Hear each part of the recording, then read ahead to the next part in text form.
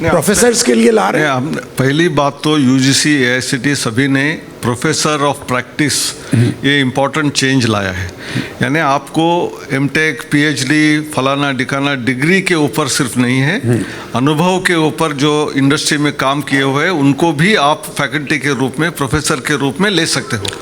तो टोयोटो को यदि सप्लाई चेन बनाना है हमारे स्टूडेंट का, तो टोयोटो का कोई सर्विस सेंटर में काम करने वाला मैकेनिक यदि अच्छा काम कर सकता है तो वो आके भी आपका एक प्रैक्टिशनर करके आके फैकल्टी के रूप में पढ़ाया जा सकता है, पढ़ा सकता है, उसको उतना ही वैल्यू देना शुरू हो गया है। तो ऐसा जब हम उसका देखिए, पॉलिसी में तो बहुत सारा चीज कहने के बावजूद इम्प्लीमेंटेशन आज भी इम्प्लीमेंटेशन में आप ही के इंस्टीट्यूट में आपने कितने प्रोफेसर ऑफ प्रैक्टिस को लिया है? आज पूछने से आप बोलेंगे कि नहीं है, नहीं है। नहीं, जो परसेंटेज आपने बोला है वो 2 को लिया है हमने, 2 आपने बोला है कि तो धीरे धीरे हमको उसको बढ़ाना पड़ेगा, उसको और प्रचार करना पड़ेगा। जी जी, थैंक यू सर। अच्छी चीज़ों को लोगों के सामने लाना, बेस्ट प्रैक्टिसेस को लोगों के सामने लाना, जी जी। एक दूसरे का जो हम कोलैबोरेशन के माध्यम से उसको लेना, ये सब जब तक नहीं, ये एक बहुत अच्छी चीज आपने बोला कि हम स्कूल से शुरू कर रहे हैं,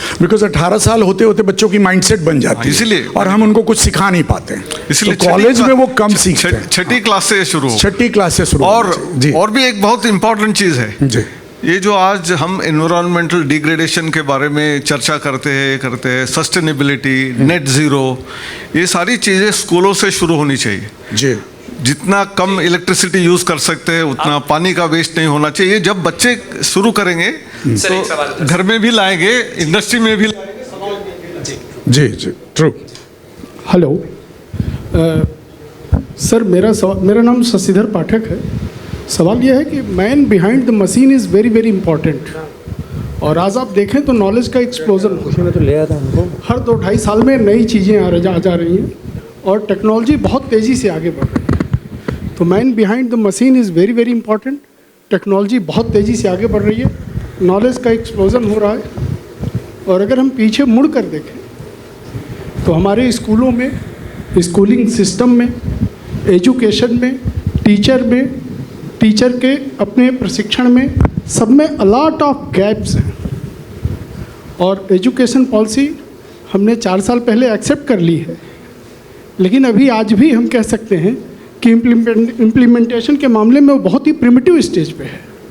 और मुझे जहाँ तक लगता है कि उसके थोड़ा सा वायबल स्वरूप में अभी आप आने में भी 4-5 साल लग जाएंगे। मुझे लगता है कि आपने और तब तक नॉलेज का एक्सप्लोजन और टेक्नोलॉजी का इनोवेशन एक नए पड़ाव पे जाके खड़ा हो जाएगा। सर, सबसे इम्पॉर्टेंट सवाल मेरा ये है कि ये जो नॉलेज का एक्सप्लोजन हो रहा है और जिस तरह से टेक्नोलॉजी इनोवेशन हो रहा है और हम टेक्नोलॉजी के पीछे भाग रहे हैं, पीछे हमारे इतनी बड़ी इलिटरेसी है, या हम जिसको कह लें कि वो लिटरेट है वो भी इलिटरेट है, तो इस गैप को और इन सारी चीज़ों को कैसे फुलफिल करेंगे? इसके लिए क्या है, क्या आइडिया है, क्या प्लान है? सबसे पहले हमने 10वीं 12वीं किया, डिग्री की, पोस्ट ग्रेजुएट डिग्री की, तो मेरा एजुकेशन समाप्त हो गया, ये पहले हम दिमाग से निकालना पड़ेगा। जैसे टेक्नोलॉजी हर 2 साल में 3 साल में अलग चेंज हो रही है, बढ़ोतरी हो रही है, तो हमको लाइफ लॉन्ग लर्नर बनना पड़ेगा। और हम लाइफ लॉन्ग लर्नर बनना पड़ेगा, ऐसे कहने वाले जो टीचर हैं उनको भी लाइफ लॉन्ग लर्नर पहले बनना पड़ेगा। उनके डायरेक्टर, प्रिंसिपल्स, वाइस चांसलर्स को भी लाइफ लॉन्ग चाहते हैं सबसे पहले वो पढ़ने की आदत डालें, उनको बनना चाहिए। और वो जब तक नहीं करेंगे तब तक स्टूडेंट को कौन से कॉन्फिडेंस से बताएंगे और स्टूडेंट फिर कैसे आगे बढ़ेंगे। तो मैं कई बार बोलता हूँ कि जैसे हमारी दवाइयों के ऊपर एक date of manufacturing, date of expiry, हमारे डिग्रीज को भी 5 साल 10 साल के बाद एक्सपायरी डेट रख देना चाहिए।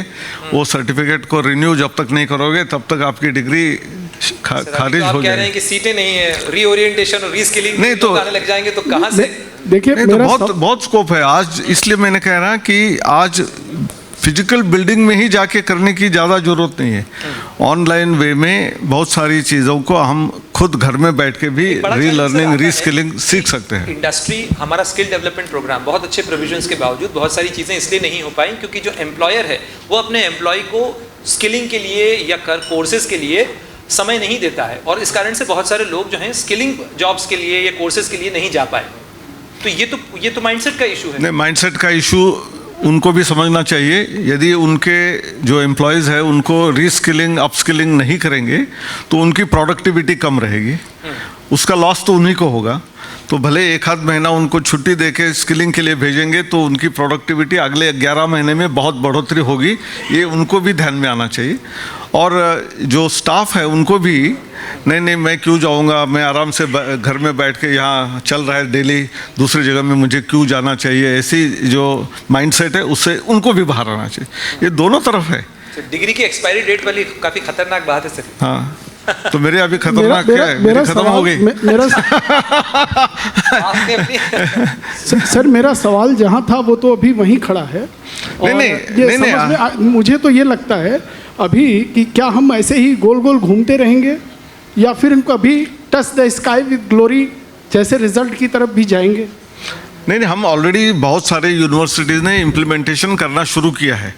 आप गलतफहमी में मत रहिए कि 4 year degree programme, multiple entry, multiple exit, multi disciplinary, introducing skills in the education content, curriculum revision, industry के साथ पार्टनरशिप, आप सारी पहलू देखेंगे तो 1100 यूनिवर्सिटी में से करीब 400-500 यूनिवर्सिटीज़ ये करना शुरू कर दिया है। अब बाकी 500 को तो कैचअप करना पड़ेगा। There will be peer pressure. अब स्टूडेंट देखेगा कि उस यूनिवर्सिटी में ये सब चीज़ चल रही है, इसलिए वहाँ एम्प्लॉयमेंट अच्छी हो रही है, तो मेरा यूनिवर्सिटी पीछे पड़ रहा है, मेरा रैंकिंग नहीं हो रहा है।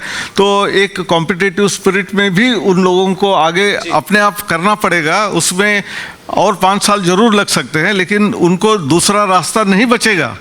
यदि रेलेवेंट रहना है उनको, यदि कॉलेज या यूनिवर्सिटी कंटिन्यू टू चलना पड़ेगा तो उनको ये सब चेंजेस करने पड़ेंगे। जी, गुड इवनिंग सर। मेरा नाम सर राजेश गुलाटी है एंड मैं अमृतसर से हूँ, पंजाब से, और अमर उजाला के इन्विटेशन पे यहाँ पे आया हूँ आज मैं।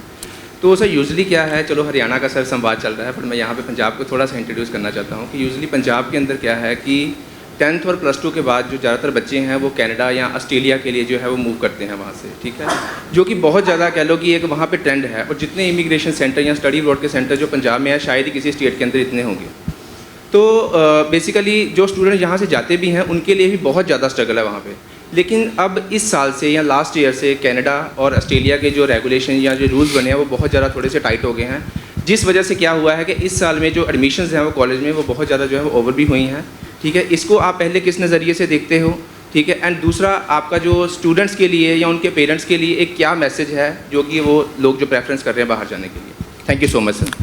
पंजाब में या अलग अलग राज्यों में जो बहुत सारे छात्र बाहर जाते थे, ऑस्ट्रेलिया हो, कनाडा हो, इवन USA, UK, इसमें थोड़ी कमी आई है। एक तो उनके देशों में कुछ लीगल रिस्ट्रिक्शन होने से, और दूसरा यहाँ से भी खर्चा ज़्यादा है, उसके वजह से लोन मिलना भी आसान नहीं होता है, दोनों वजह से। तो in a way this is course correction हो रहा है अपने आप। हम ज़्यादा बोलेंगे कि आप जाना नहीं चाहिए तो लोग सुनेंगे नहीं, लेकिन जब कठिनाइयाँ ज़्यादा बढ़ेगी तब यहाँ अच्छी शिक्षा मिल रही है तो यही रहेंगे, ऐसा सोचना चालू हो जाएगा। तो this is sort of course correction. Australia और कनाडा ने भी सोचा होगा कि ज़्यादा लोग इधर आएंगे तो ultimately they will also be affected. उनके स्टूडेंट को जॉब नहीं मिलेगी, ये लोग जॉब लेके बैठेंगे। तो हर देश में उनकी समस्याएं अलग अलग होती है। एक जगह में internationalisation is important, but at the same time localisation is also important from every country's perspective. वैसे हमारे देश के हिसाब से हमारे देश में ही हमारे छात्र अच्छी शिक्षा यदि प्राप्त करेंगे वो जाने का सोचेंगे भी नहीं, क्यों सोचेंगे। तो आई थिंक वही इंटरनेशनलाइजेशन में बाहर की यूनिवर्सिटी, यहाँ हमारी यूनिवर्सिटी बाहर जाने की प्रक्रिया शुरू हो गई है। Thank you so much sir, thank you. लगता है सर नमस्ते, मेरा नाम अर्पित है। सर स्किल सेंसस पे आपका क्या सोचना है? स्किल सेंसस पे आपका क्या मानना है? Skill mapping and skill census. नहीं, स्किल सेंसस और मैपिंग वेरी इंपॉर्टेंट है, क्योंकि कई बार क्या होता है हमको आगे अगले 5 साल में कौन कौन से स्किल्स में जॉब्स क्रिएट होने वाली है, ये जब तक पता नहीं है तो एक भीड़ सब जगह में जाती है। आज अनफॉर्चुनेटली इंजीनियरिंग में सारे student computer science IT, number of student joining that is enormous. Civil mechanical कई जगह में इलेक्ट्रिकल डिपार्टमेंट्स बंद हो रहे हैं या सीटें एकदम खाली पड़ रही है। अगले 10 साल के बाद आप देखेंगे कि ऐसा यदि चलते रहेगा तो शायद आपको रोड बनाने के लिए, डिज़ाइन बनाने के लिए, ब्रिज बनाने के लिए, एरोस्पेस या ऑटोमोटिव इंडस्ट्री चलाने के लिए लोग ही नहीं रहेंगे। ये हालत नहीं होनी चाहिए। तो इसलिए बैलेंस्ड एक्टिविटी होने की बहुत ज़रूरी है। तो स्किल में भी ऐसा ही है, कौन सी स्किल कौन सी ज़्यादा रेलेवेंट अगले बार होने वाली है, ये भी एक नॉलेज बेस हमारे यहाँ तैयार होना चाहिए। उसमें इंडस्ट्री की मदद होगी, क्योंकि आगे वाला फ्यूचर थोड़ा सा फोरकास्टिंग में होता है। सारा 100% करेक्ट होता है ऐसे नहीं, लेकिन एटलीस्ट एक टेंटेटिव आइडिया आती है कि अगले 10 साल में AI की स्किल्स ज़्यादा लगेगी, रोबोटिक्स की ज़्यादा लगेगी। उस हिसाब से जब हम स्किल मैपिंग करने के बाद यदि कोर्सेज चलाएंगे तो सारे लोगों को जॉब्स भी मिलेंगे या एटलीस्ट एंटरप्रेन्योर भी बन जाएंगे स्टूडेंट्स। सर पॉलिसी में जगह है इस चीज़ के लिए? हाँ, तो है, स्किल मैपिंग भी कर रहे हैं। धन्यवाद।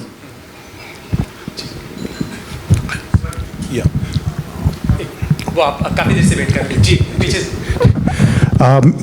सर NIRF एक शानदार फ्रेमवर्क है, जिससे पेरेंट्स और स्टूडेंट को एक आइडिया लगता है कि कौन से इंस्टीट्यूशन का क्या स्टैंडर्ड है। पर 2024 की अगर रैंकिंग भी देखें तो लगभग 10-साढ़े 10 हज़ार इंस्टीट्यूशन ने ही इसमें पार्टिसिपेट किया, और ज़्यादातर मीडियोकर और लोअर क्वालिटी के इंस्टीट्यूट जो हैं इससे बचते हैं। तो सारे इंस्टीट्यूशन इसमें शामिल हो, उसके लिए क्या कदम उठाए जा रहे हैं?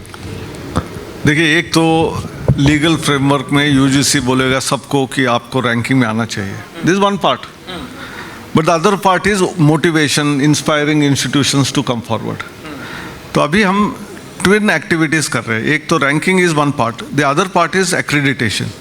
एंड अर्लियर एक्रेडिटेशन में आप देखते हैं कि A+, A++ ग्रेड देते थे, इसलिए एक तरफ का कंपटीशन होता था और उसके साथ साथ थोड़ी डिस्टॉर्शन भी हो रही थी।